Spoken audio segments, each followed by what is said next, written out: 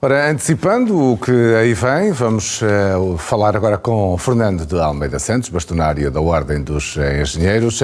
Bom dia, bem-vindo mais uma vez. Ora, qual é a expectativa chegado a este dia? É desta? Abre-se caminho para a resolução, para a solução, ou são mais achas para a discussão interminável? Sei lá, acho que isso são questões que nós próprios nos pomos a nós como cidadãos e como responsáveis. Eu acredito que sim. Acho que não se terá perdido um ano, ou pelo menos gasto um ano, com uma comissão técnica independente para se chegar ao fim e não se decidir. E, portanto, eu estou convencido que tem que ser mesmo desta, e oxalá seja.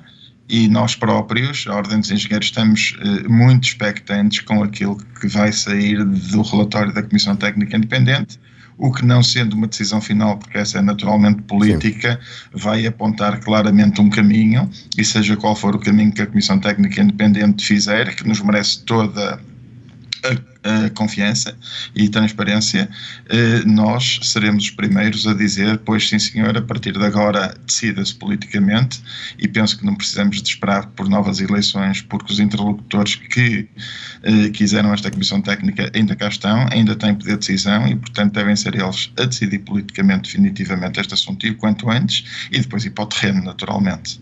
Portanto, acha que, independentemente da situação que se vive atualmente, como os protagonistas políticos não mudarão muito, os partidos são os mesmos, que a decisão deve ser tomada o mais rapidamente possível, independentemente de eleições? Sim, não tenho dúvidas disso, independentemente de eleições. Porque, primeiro, o Governo está em funções mais 3 ou 4 meses e o Primeiro-Ministro, que entendeu, juntamente com o líder da oposição, avançar para uma comissão técnica independente, o Primeiro-Ministro é o mesmo, o líder da oposição é o mesmo. E, portanto, se foram esses os que avançaram com esta vontade legítima, naturalmente, também, e estando ainda em funções, também devem ser eles a tomar iniciativas, naturalmente, e aí parece-me que, mesmo que haja, vamos imaginar, eleições e vontades que possam ser algo diversas, não hão de fugir muito deste relatório da Comissão Técnica Independente, e, portanto, quanto mais cedo, melhor. Nós temos vindo a defender e continuamos a pugnar por isso, que haja fortes decisões políticas, mas para além de haver decisões políticas, porque as decisões políticas muitas vezes acabam por não passar de vontades, mais do que decisões políticas é depois pôr no terreno, ou seja, é fazer aquilo que se impõe a Portugal. Pronto.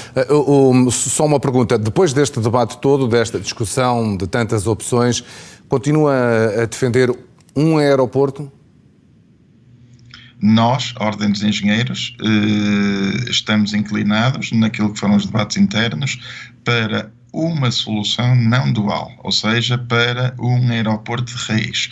Dos 9 em cima da mesa, há 3 que são soluções de raiz e, portanto, nós temos vindo a defender essa solução para Portugal porque entendemos que privilegia do ponto de vista competitivo Portugal como um país, como um hub, como uma plataforma transatlântica e transcontinental.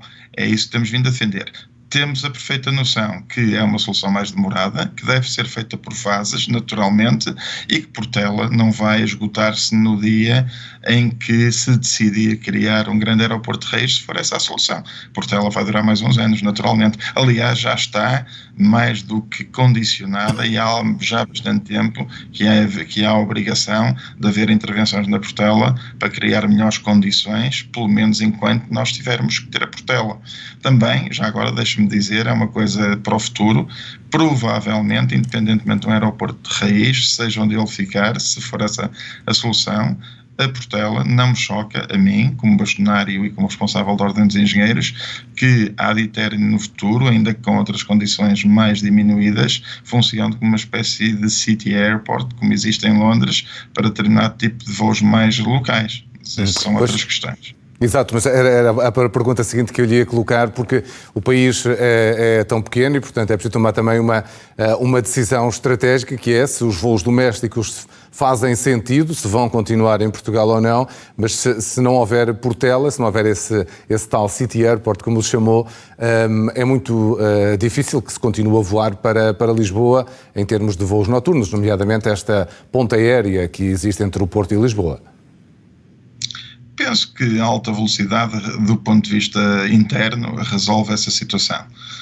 Nós realmente somos, a nível mundial, um país relativamente pequeno, a nível europeu somos um país médio, algo periférico do ponto de vista da Europa, mas se nós pensarmos que somos o país mais próximo do continente americano e que temos forte ligação à África, a posição portuguesa é estratégica e muito aproveitável, portanto nós temos a obrigação de saber tirar dividendos disso e, portanto, nós temos que pensar aquilo que queremos, quer a nível internacional para Portugal, e aí temos que ter um aeroporto que sustente esse desígnio e essa posição estratégica de Portugal, e depois internamente, obviamente, e para distâncias mais ou menos até 600 km, apostar na alta velocidade e mesmo em termos de equilíbrio carbónico, a aposta na ferrovia com energias limpas é uma aposta superior àquela que é o avião. E nós em Espanha temos vindo a ter exemplos de que voos internos de pequena escala estão a ser substituídos pela alta velocidade com sucesso, e nós também devemos fazer isso. Nesse caso, acho que devemos aproveitar. Portanto, sob esse ponto de vista, um City Airport passa a ser menos interessante. Não quer dizer que não exista, pode ser uma solução alternativa, depende aqui naturalmente da dimensão em escala que Portugal queira ter para si própria, mas isso são estudos que depois também têm que ser trabalhados de outra maneira. Muito bem, Sr. Bastoneiro da Ordem dos Engenheiros, obrigado por ter estado connosco aqui esta manhã mais uma vez, antecipando já aqui esta decisão. Vamos conhecer logo esse relatório, então, que apontará as pistas para o novo aeroporto de Lisboa. Bom dia, obrigado.